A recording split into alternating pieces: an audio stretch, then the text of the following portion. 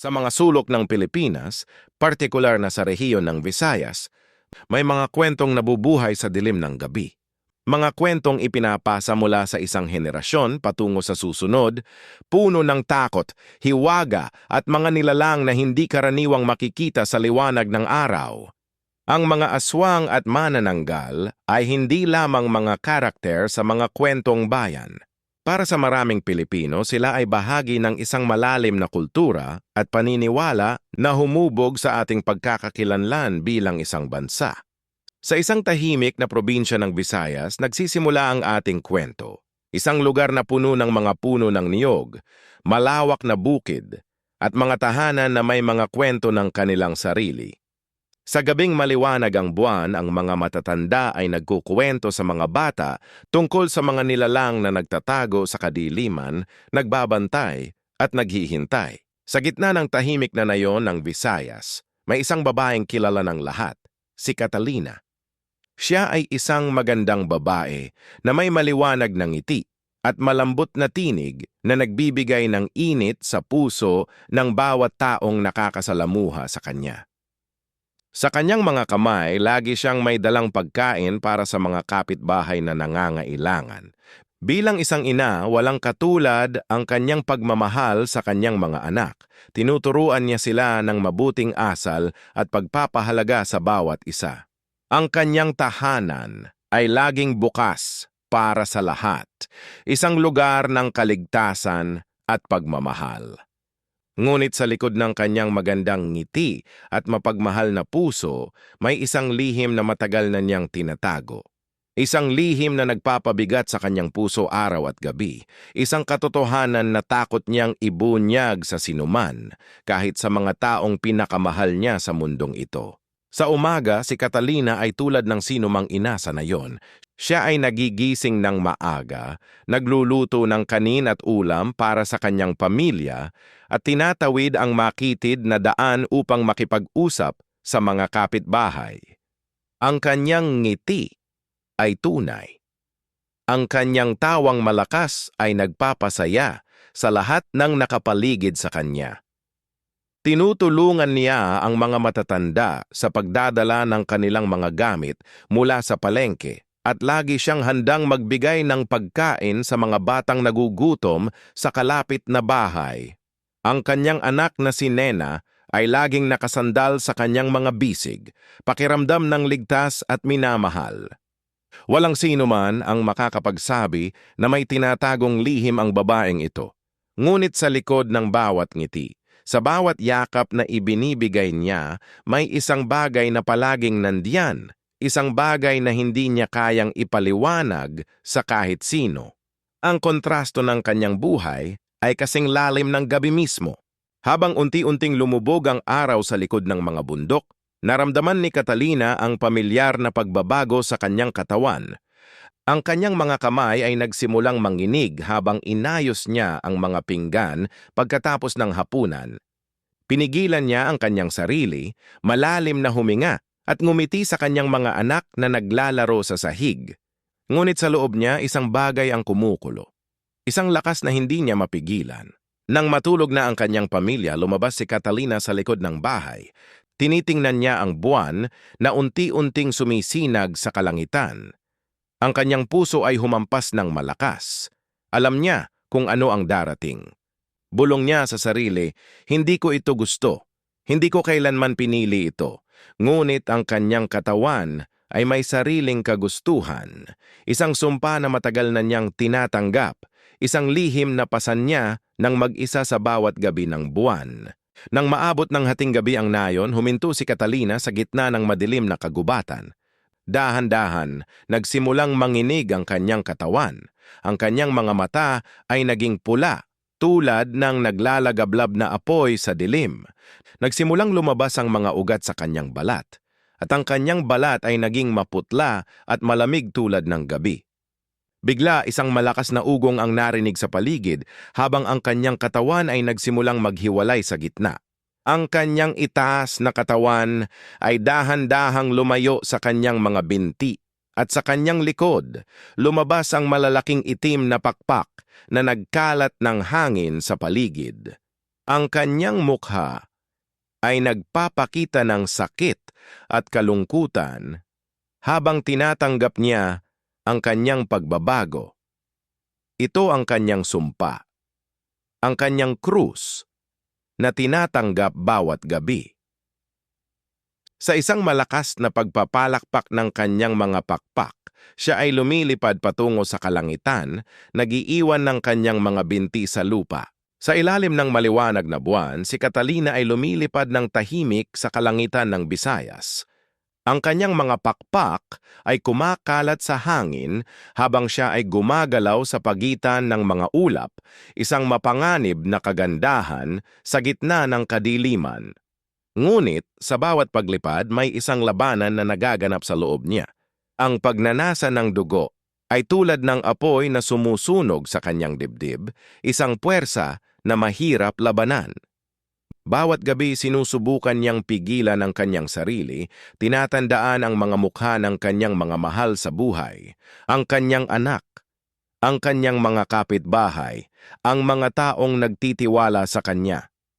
Minsan, lumalapit siya sa mga tahanan, naririnig ang mga tunog ng buhay sa loob. Ngunit palagi siyang bumabalik, pinipili ang pagmamahal kaysa sa pagnanasa. Para kay Catalina, ang bawat gabi ay isang pagsubok ng kanyang pagkatao at ng kanyang puso. Sa isang tahimik na gabi, habang ang buwan ay nagliliwanag sa kalangitan, isang batang lalaki ang naglalakad sa gilid ng nayon. Siya si Pedro, isang 7 taong gulang na bata, nakilala sa kanyang mausisa at masayang ugali. Palagi siyang gumagala sa paligid ng nayon pagkatapos ng hapunan, tinatamasa ang hangin ng gabi.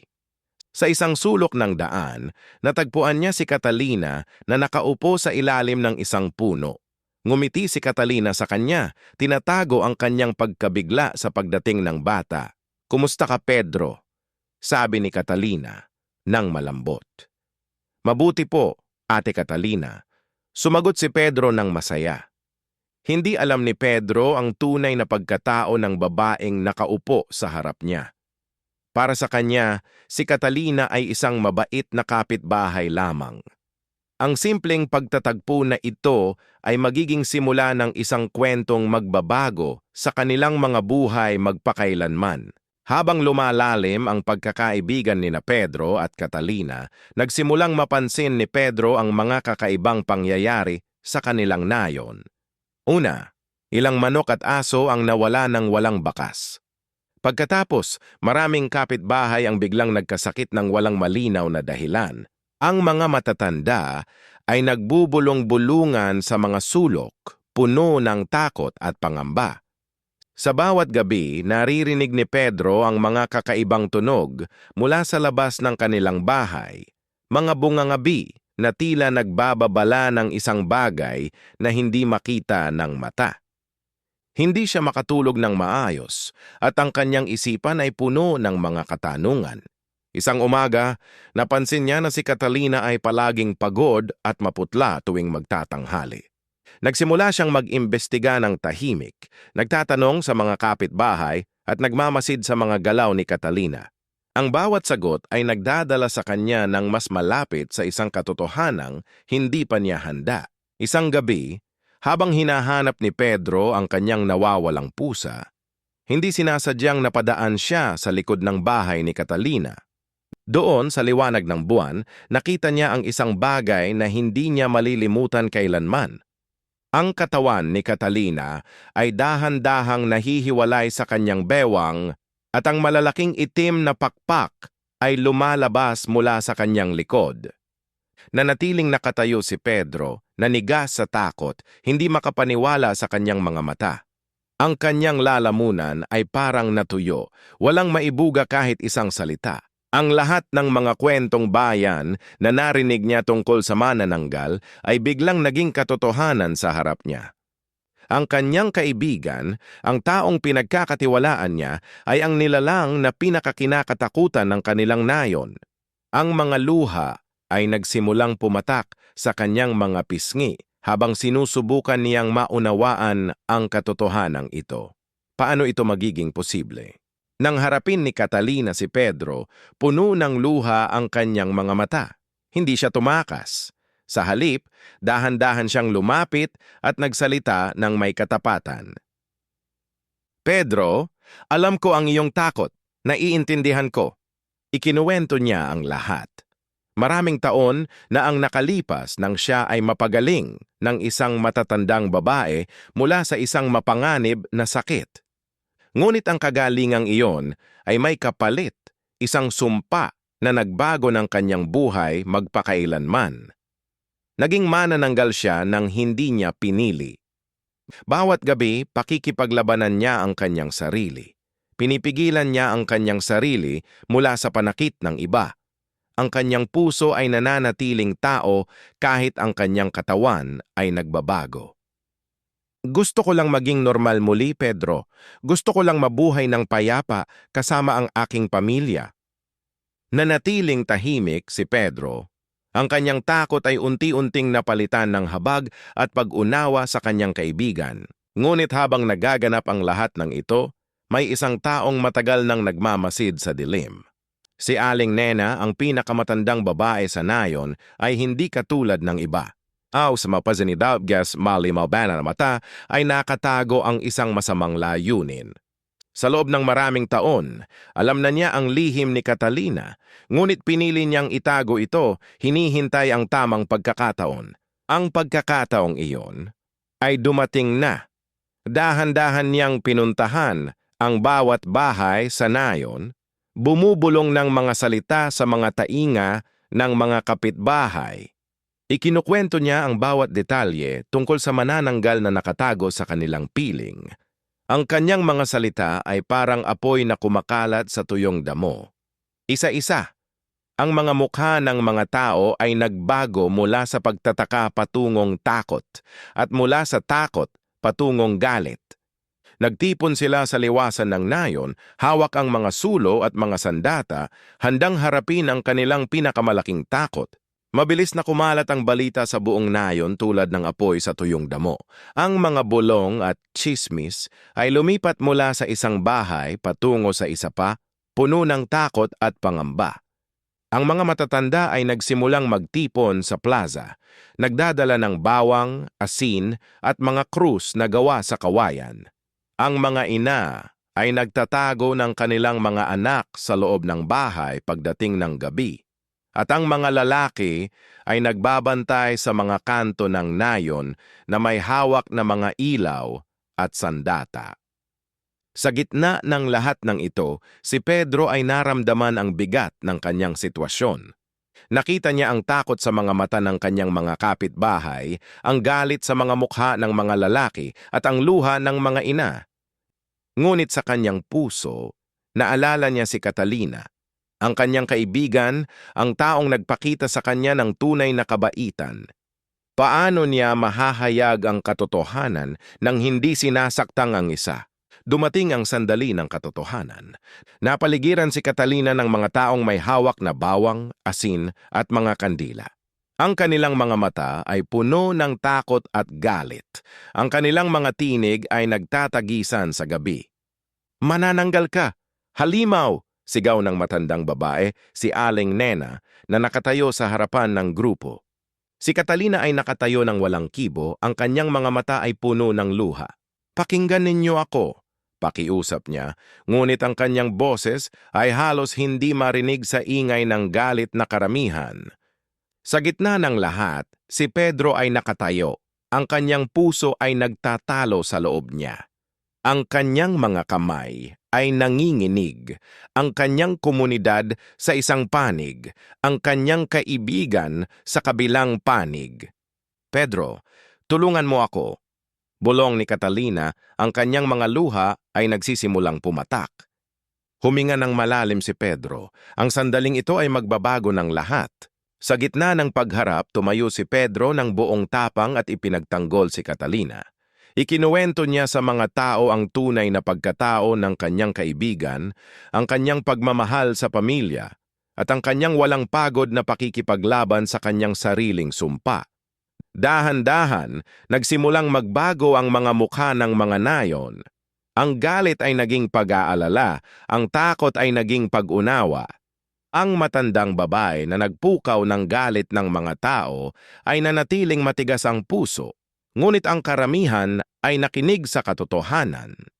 Nakita nila sa mga mata ni Catalina ang isang ina, isang kaibigan, isang tao na nagmamahal at nagdurusa tulad nila. Sa wakas, isang matandang lalaki ang unang lumapit kay Catalina at iniabot ang kanyang kamay. Isa-isa, sumunod ang iba. Yang mensahe ay naging malinaw. Ang pagmamahal at pag-unawa ay mas makapangyarihan kaysa sa anumang takot o pamahiin. Mula noon nagbago ang nayon. Hindi na tinakot ng gabi ang mga tao, kundi naging paalala ito na bawat isa ay may tinatago. Si Catalina ay patuloy na namuhay sa kanyang komunidad, ngunit ngayon ay may bagong kalayaan sa kanyang puso. Hindi na siya nag-iisa sa kanyang pakikipaglaban. Si Pedro, na dating isang simpleng bata, ay lumaki na may malalim na pag-unawa sa mundo. Natutunan niya na ang tunay na lakas ay hindi nakasalalay sa pagtatago ng ating mga kahinaan, kundi sa katapangan na harapin ang mga ito. Ang Knayon ay naging simbolo ng pagbabago, isang lugar kung saan ang pagkakaiba ay tinatanggap, hindi kinatatakutan. Sapagkat sa huli, tayong lahat ay may sariling manananggal sa loob natin. Ang mga lihim na labanan, ang mga takot, at ang pagnanais na maging tunay na tao sa harap ng mundo.